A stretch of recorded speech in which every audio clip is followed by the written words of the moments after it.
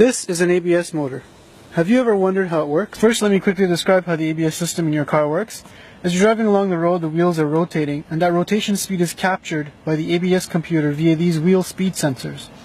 When you step on the brakes, the master cylinder sends brake fluid to the ABS motor and then out to the wheel. If the ABS computer senses a difference in the wheel speed, i.e. the car is skidding, it sends a signal to a solenoid in the ABS motor.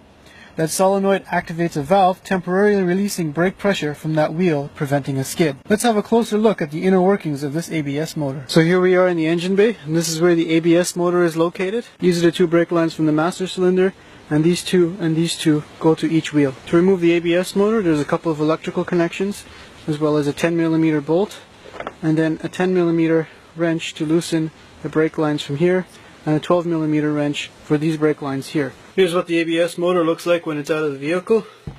As you can see, we've got this set of thick wires here which power the motor, and this set of wires here which power the solenoids. Let's open this up to see what's inside.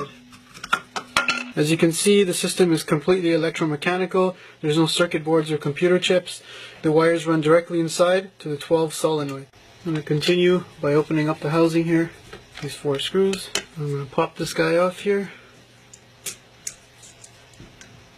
and that reveals the solenoids. So these are the 12 coils right here. What it is essentially a coil wrapped around, and when you activate it, it induces a magnetic field which pulls this valve in and out. So the solenoids control these valves here. There's 12 of them, which means that there's 3 per wheel, which allows for a 3-stage variance in the pressure.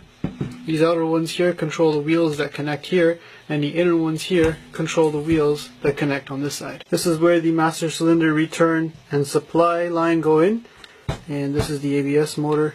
It's just a regular DC motor that builds up pressure and activates when your ABS kicks in, and then the solenoids here determine which wheel will release or increase pressure. I'm just going to open up these DC motor housing.